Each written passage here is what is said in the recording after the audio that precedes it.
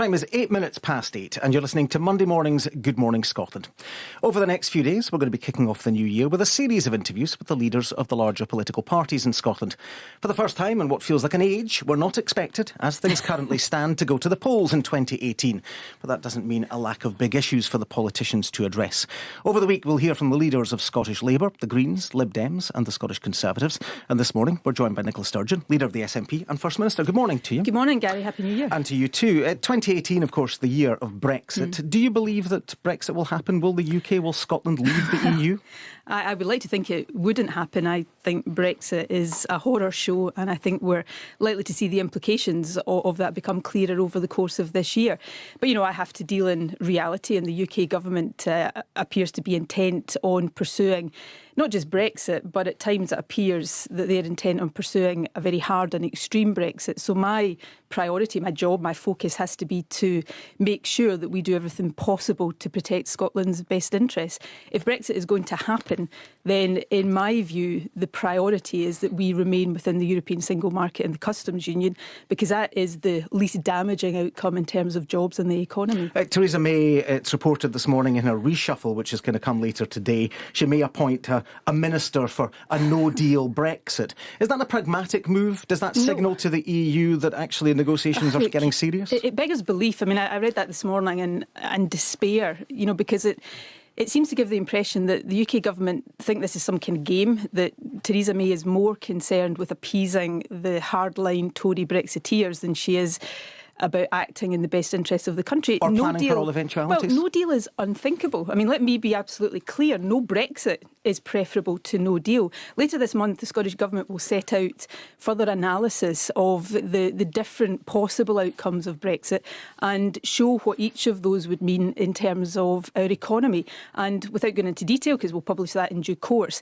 there's no doubt at all that staying within the single market, staying within the customs union, it's not the best outcome. Staying in the EU, in my view, is the best outcome, but it's the least damaging outcome. And I think 2018 has to be the year where we see jobs, the economy, the protections that come from EU membership, like workers' rights, consumers' rights, really come to the fore, and the hardline Tory Brexiteers sidelined rather than given greater precedence. And that analysis that you're going to produce of the economic impact post-Brexit trading options, will it focus on positives as well as negatives? Well, look, is it purely about the Scottish Government's position? It's about looking at the different possible outcomes of Brexit. Assuming Brexit happens, you started by asking me, I think it would happen, and I said quite candidly I hoped it wouldn't, but I have to deal in reality. Now, those outcomes are, you know, either we stay within the single market and the customs union, or there is what the UK government says is its preferred option, a free trade agreement along the lines of Canada with a bit added on to that, or no deal at all, where we revert to WTO rules. Now, it will assess each of these in terms of the impact on our economy. Because there are some on the Leave side who believe that leaving the customs union, which would then allow the UK to have trade deals with individual countries, could be a real benefit to our economy. Well, there are some on the Leave side. Will your impact assessments focus on that? It will look at the implications for trade and the implications for replacing membership of the single market with other trade deals. I mean, let's not forget, of course, that membership of the EU doesn't just right now secure membership of the single market. Through the European Union, the UK already has trade deals with large numbers of other countries. Now, you said many on the Leave side would say that this is all positive. Many on the Leave side told us, of course, that Brexit would lead to £350 million a week extra for the National Health Service. And, you know, on that, as on so many other issues, we found that the Leave campaign arguments were found to not add up to very much at all. The Lib Dems, Tony Blair, Lord Adonis, they're all talking about a second EU referendum. If that happened, would you be looking for a second question on the ballot? Well, look, I've made very clear my position in terms of if you're asking me about an independence referendum, then once we see the outcome of this stage of negotiations that we're about to go into, presumably later this year, then I'll make an assessment and a judgment and, you know, give that to Parliament in due course. On the issue of a second... Sorry, just to be clear, could it happen this year?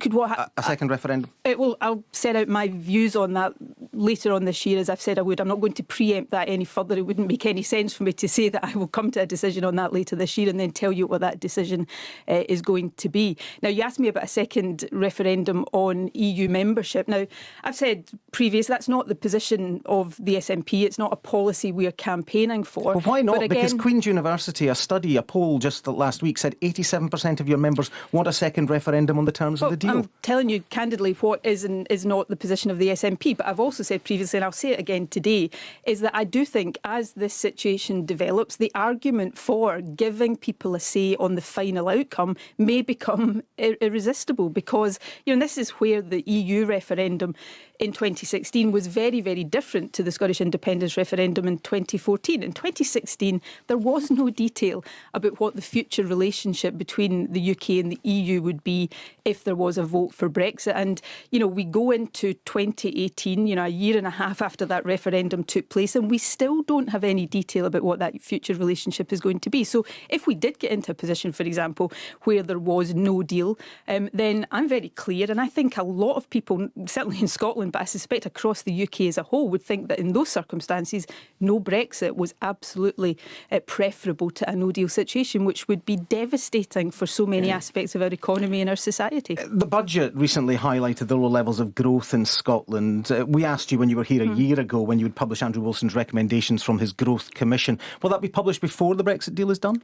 I would expect that to be published over the next period. It's for the Growth Commission to decide when its work is complete and when it will publish its report. I've not seen the report. But you told us last year you'd seen an interim report. That was a year ago. Well, when we spoke last year, of course, as you kind of alluded to at the outset of this interview, neither of us knew there was going to be a general election. 2017 didn't quite pan out the way we any of us thought it would at the start of last year. What impact does that have on the Growth Commission's work, though? Well, the Growth Commission has taken time to do its work properly and robustly. It's in charge of the substance and the timescale of its work. I was going to go on to say my understanding is that work is currently going through a process of peer review, and it will be for Andrew Wilson and the Growth Commission as a whole to decide when that's published. I hope that will be sooner rather than later. Does it just deal with the economics of an independent Scotland?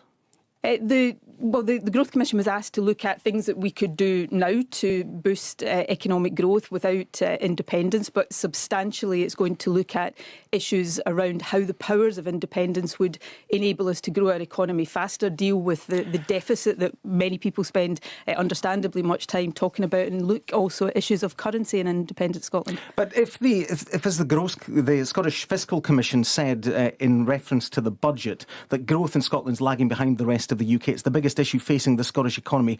Why hasn't this been published sooner? Why haven't the recommendations been acted upon now? This is an SNP commission. It was in my role as SNP leader that I set up this commission. That does not get in the way of the work the Scottish Government is doing. You mentioned the budget. Much of what we talked about in the budget, of course, were policies from policies like the most competitive business rates package anywhere in the UK to establishing a Scottish National Investment Bank, through to investment in key sectors of our economy, a new manufacturing institute. And the Fraser of Allender Institute said that actually none of the measures in the budget would make any difference on growth over the next 5 years. Look, we are focused on making sure that we grow our economy and do what requires to be done to support our economy. The Fiscal Commission, as you talk about, as you know, because you have quoted the report already, goes into some of the reasons behind the growth position in Scotland. Brexit, of course, is one of the key factors. So too is low population growth, which is why I think one of the big issues in the context of the Brexit discussions over the year ahead will be the need for Scotland to have much more flexibility around immigration, because we need to continue to attract skills. There's a report out about business confidence this morning, and one of the key issues in that is concerns on the part of businesses about their ability to recruit skilled labour. So these are big issues that the Scottish Government is focused on day in and day out. Lots in the news today with the Golden Globes about the protests against inappropriate sexual conduct. Can you tell us what the current state of play is with your former Minister Mark MacDonald? That investigation is ongoing, in fairness both to Mark MacDonald and perhaps even more importantly to women who in these situations bring forward concerns. I'm not going to get into detail while that investigation is ongoing. I think it is important that concerns and complaints, when they are raised, are treated very, very seriously, but also that due process is followed, and that's what the SNP is doing. Can you see him returning to be an SNP Look, member?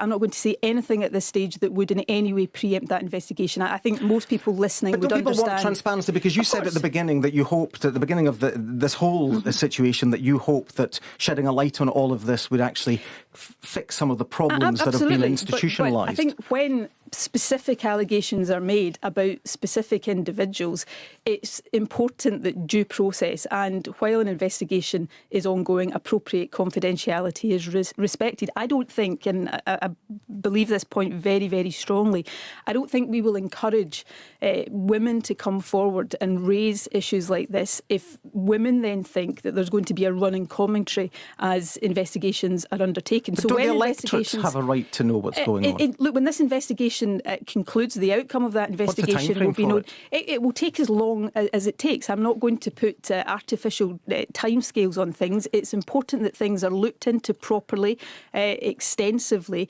due process is followed, and when an investigation concludes, then the outcome of that investigation will be made known. This is the right way to go about these things. The party announced it was investigating 2 cases. Has the other case been heard? There is ongoing investigation. Again, I said this at the time. Did that person hold elected office? No, and I think we've said that all along.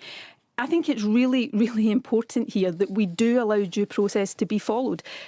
I want to make sure, and everything I do as SNP leader and as First Minister will be directed towards making sure that we have an environment that firstly says that sexual harassment, sexual assault is completely and utterly unacceptable in all circumstances, but that secondly, where these things happen, that women feel that they can come forward where they want to, they can come forward confidentially, that they will be listened to, they will be believed, and their allegations and complaints and concerns will be looked into properly and robustly, but that due process will be followed at every stage, and that is vitally important. Let me ask you about the NHS pressures over the winter period. Greater Glasgow and Clyde NHS apologising to patients for delays and cancelled operations. Problems in England, of course, have been on a different scale. The Prime Minister has apologised there. What is your message to patients in Scotland? Well, firstly, I would apologise unreservedly, not just during the winter, but at any time of the year, to any patient who is not seen as quickly as we would want them to be seen in the NHS, or who doesn't get the treatment that they have a right to expect. I would say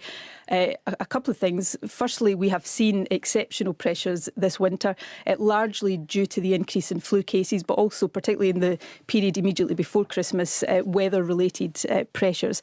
But the hard work, the incredible hard work, the incredible teamwork of the staff in the NHS, and I want to take this opportunity to thank each and every one of them, means that our NHS is coping in very, very difficult circumstances. The majority of people who attend an accident and emergency will be seen within 4 hours. And of course, as you rightly say, the blanket cancellation of planned operations that we've seen take place in England has not happened in Scotland. Just a very quick word on the staff there. There was a story from statistics from Public Health England saying that across the NHS in England, the average uptake of the flu jab among staff was about 60%. Do we know what the figure is in Scotland? Do you have a message to staff on that front?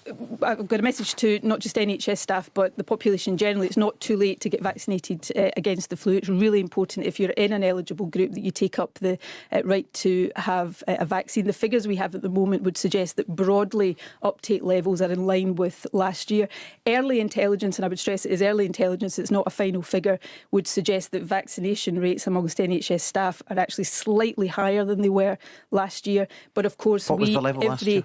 It's below 50% in amongst NHS staff, which means that all of us have a duty to encourage NHS staff. All of us know people. I've got family members, like many of us do, who work in the NHS, and so the message is, if you are eligible to be vaccinated in the NHS or outside the NHS, then take it up. The flu is a nasty condition, and if you can get vaccinated, you should get vaccinated. You protect yourself, but you also help to protect others, and of course help to relieve the pressure on our National Health Service. Thank you very much for coming in to speak to us this morning. That's the SNP leader and First Minister Nicola Sturgeon. And tomorrow we'll hear from the newly appointed leader of Scottish Labour, Richard Leonard. It is 8:22.